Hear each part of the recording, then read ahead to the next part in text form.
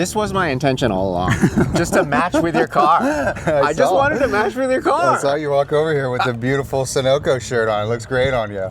Always good to see you. Always good to see you. So stoked to see your driving, as always. I'm pumped to be driving. It's been one of those things I've wanted to do for so long, and now I bought the car so I could do it, you know? Maybe you should have gotten a little different car, but dude, it's one of the coolest cars here, right? I don't know, man. I kind of feel like it's so you. Yes. It is very you. It's very the me. style. It's the big time style. Yeah, it's very big time. It's very Florida boy. You know, I grew up watching these cars at Daytona when I was a kid, just kind of really getting into cars. And yeah, when it came up for sale, I was like, yo, we gotta get this. And it was kind of like a multi-month deal to get it done, but so it was something that you were looking for already, or? No, I was looking at race cars, and I was like, what race cars are out there, you know, with like a certain budget? And this one popped up, and I sat on it for a little bit. You know, I was like, man, I don't know if this is the right thing, and talked to the seller, and he was a really sweet guy. Had the car, raced it with his dad, and his dad passed away, and he stopped racing it. And I was just like, well, you know, I'd like to see this thing continue to be driven and on track, and people love it. Sounds cool, you know. I'm surprised that you even had the time for it. I'm also surprised that it was for sale for that long. I feel like if something like this came up for sale, it would just get picked up right away. Right. And that was one of the things too. Like, I hit the guy up, we talked for about a month, and I was like, if someone comes and gets it, they get it. It just wasn't meant to be. And then like it started getting closer and closer to grid life, and this was always the goal, is to take this thing down the corkscrew. We did it. Mission accomplished. Wait, so then what series did this actually race in? Okay, so originally it was the Trans Am series in IMSA, right? So this was a Trans Am car. It was a little bit different. It had a different wing, and it had different wheels on it. Still rode these wide 5 hubs, but different size wheels. That was it. And it ran that series for about a year. And then they switched it to SCCA GT1. And that's the change of the wing and the wheels. But pretty much this is what the car has been since 1999. As it is here. It's gone through a couple different, you know, like changes in terms of the looks, but yeah. Oh, so that's what year this race car is? They built it, 1999. Speedway Engineering built this car in 1999, yep. The coolest thing about it is the motor. It has a SB 2.2 is what they call it. It was built out of the DEI shop, so Dale Earnhardt shop. RCR built the engine. Those were the guys who built engines for DEI. And so we're trying to find out where the block came from, because it's a NASCAR motor. You know, it's 9,100 RPM, 800 horsepower, naturally aspirated, runs on 110. I mean, it's like... Is it hard to open? No, you want to open it? Yeah, I would love to see it. Yeah, for sure. It's got quick disconnects all around. Dude, this really is so you. I love it so much. It's so good. It's definitely one of those cars where it's not something you see, and I think like that's what really drew me to the thing. It was like you don't see them a ton anymore, especially with this bodywork. You know, the Camaros. You'll see the Vets pop up every now and then, but the Camaro ones you don't ever see. So okay, so then what else raced against these? So this is full silhouette car. So they just put the body on. So for IMSA, I believe the rule is you have to have the OEM taillights. So these are factory 4th gen Camaro taillights. That's the only thing that has to be factory on the car. Are those taillights. That's it? That's it. Everything else is just fiberglass shell that you know, comes apart. Real easy race car style. Did you guys do the livery on here? No. So this was how the car raced for a long time. Oh. Yeah. Good years on it. Even the number 46? 46 was the number that the previous owner had, yeah. What? I thought you would put that on there, like as a MotoGP kind of thing, right? No, I love it. I love it, yeah. But no, that was another kind of, you know, hint to the racing guys, like, hey, you should get the 46. I love that. And then we came to Grid Life and we couldn't use that number. Someone took it. So we're 321. That's my hometown, Brevard County. That's where I'm from. So that's what we chose. Dude, you're going so fast that you're ripping the sticker off. Yeah. You're doing about a $145 over the hill here. I haven't really gotten the stones to go full beans over it until the other side. Hey everyone, my new website, camerasandcarculture.com, just went live. You can pick up my book there as well as prints, and you can see a little preview of what's to come. There you go. We'll set it down. Thank you, Nick. So there she is in all her glory. So there you go, BF Goodrich Trans Am series. That's from when they built the car. I love how much of the original stuff is still on it. And it's been gone through, like a lot of the car's been rebuilt. The hubs have been rebuilt, transmission, the rear end. It's got a 4-speed dog box. This motor is crazy. RCR, you know, like the fact that this is a naturally aspirated 9100 RPM motor is kind of crazy. That is so insane, and still carbureted. Still carbureted, yep. It's got a 4-barrel on it. So then how many cc's is this? This is only a 358. So it's pretty tiny, all things considered. And it's meant to run for a long time. It's meant to sit there at like 8,500 RPM for 3 hours. You know, like that's what they were built for. Unbelievable. And Look at this. Look at this sway bar. Yeah, the sway bar. So it's adjustable in the car. So I have a lever right there this is full, when this is vertical like this, that's full stiff. Right. And then horizontal is full loose. Yep, and so that allows this front end to articulate a little bit more. Right now I kind of got it a little in the middle. It's got a dry sump system. It's like 26 quarts. And then the tires are, I mean, just pick up all the sketty on the track. I mean, look at that. You're just collecting all the sketty. But it's pretty cool. Like, I mean, like these carbon fiber brake ducts, you know, are from the 2000s, which the carbon fiber in the 2000s is a little bit different. And then just one big collector that comes out the side. You know, I mean, it's full race car. Like the engine alone back in the day was probably $60,000. You know, it's crazy. Oh my goodness, the headers are crazy. Yeah, over the here. headers are wild. So they just go all the way across. Yeah, they just go all the way across. They just bend back. Wow. Yep. Look at this huge frame. Mechanical brakes. Look at this. Look at that oil filter. It's like a diesel truck. Penske shocks. Yeah, Penske shocks on it.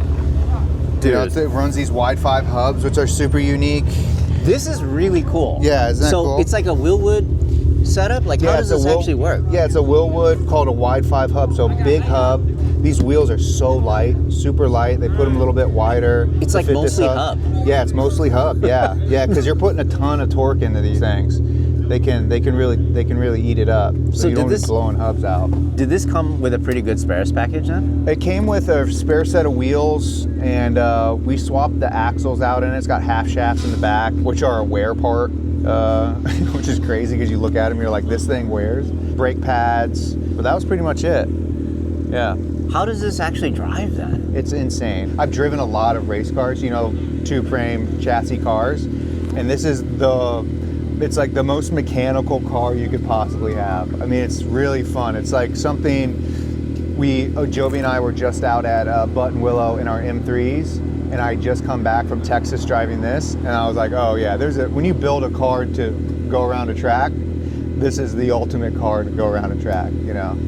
So, like no ABS? No ABS, no traction control, no power brake. I mean, it's mechanical brakes. It does have a power steering system on it, which is helpful, but that's it. Going down the straight here, like you're into fourth, into fourth. Well into fourth, so it's a 4-speed. Yeah, so I'm 4th over the hill, and it's doing like, I think, I want to check the data, but I think it's around like 145 over the hill. So not crazy, you know, like part of it is coming into turn 1 is so tight, this thing just wants to, you know, spin out. So. And you're down to second there? I'm first. First? Yeah. Whoa. Yeah, I'm first. Yeah. That's also neat. I don't know how far we're allowed to go out into that.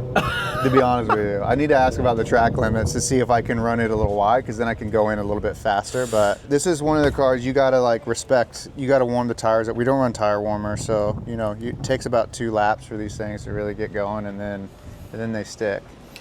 What an incredible car! It just looks so cool too, though. I'm so glad, because you think about it.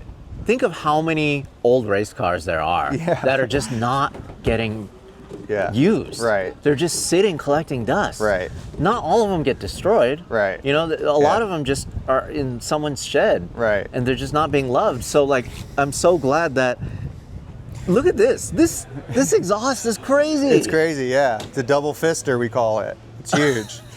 You know, I got pretty big hands. I got, you know, and it's oh my goodness. It's nuts, yeah. One of the reasons we got it is I'm a huge fan of that. I don't ever buy stuff and let it sit. I use all of my stuff. You know, and we take care of it really well, but my whole philosophy in life is like, you know, this thing shouldn't be collecting dust. This should be out on a track for people to see and enjoy. And, you know, you come to an event like this and everyone is so stoked to see it in the pits. They like rush to get their phone out and take photos of it and videos, you know, so people love it. It's part of the reason why we bought it, so people can see it, you know? Like these things are, you don't see them too much. So let's talk about the interior. That center hump area is, like you mentioned, that 90s carbon fiber. Yeah. Which it's held up pretty well. It's held up pretty good, right?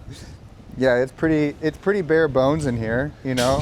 It gets hot for sure. Is this for a cool suit or something? Yeah, that's for the cool suit. So if I want to run a cool suit, there's the fan right there to connect to my helmet, or a cool suit, a shirt if I want to run that. They have these in the morning, which are pretty cool. These defog fans, which kind of blow air on the windscreen here if it's a little foggy out, or you get some humidity. We don't have much of that here, so you don't have to worry about that. But you know, it's got dual fuel pumps, trans cooler, rear end cooler, wipers if you want. It's got a hole in the hood if you want to run it in the rain, which is pretty cool. Dual ignitions. It's got a standard distributor cap that on second switch, and then it has one that runs off a pulley from the crank, which is pretty cool. That just a backup distributor. Backup, yeah. So you can see all the two packs right there, MSD1, MSD2. Yeah. Yeah, and then they have little chips in them. I don't know if you see that. It looks like a little fuse, right? But that is a chip that limits how high you can run the car. So right now MSD2 is at 8,400, and I think MSD1 might be at 88 or something. Oh, and you can switch them. And you can switch them, yeah. Or you can pull it, and then it just lets you rev it to 9,100. Yeah, which is cool. I have to say, the dash looks like an old airplane or like an old helicopter, like like a World War II World War II airplane. Yeah, it's cool. It's got everything you need. Oil temp, water temp. You know, this thing sits at like 190 water temp, 200 oil temp. Like, has never had any cooling issues ever. There's no fans for the radiator. Just sucking up a ton of air. Fuel pressure, oil pressure, of course. Tack.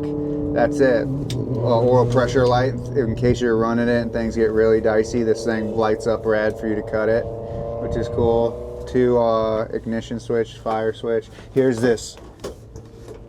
Oh, that's the adjuster for that's the adjuster, so you can do it on the fly in the car. Which Have you been messing with it at all? Yeah, so when I was testing this car at Crescent, I played with it a bunch, and yeah, if you really want, like on slow speed stuff, you know, if you want to get F1 with it, you just pull that thing back and let the car kind of dip down, and then on the fast speed stuff where you really want a little bit tight, just push it forward, you know. You can, on the fly, do it if you're good. This is cool too. Like, it's like a separate firewall almost here. Yeah, too? That's the back panel. It's a little bit of a pain in the ass because you got to pull this to put gas in it, but you know. And it drinks fuel, man. We have leaded 110 Sunoco, and it sucks it dry. So then you can see all those barrels right there.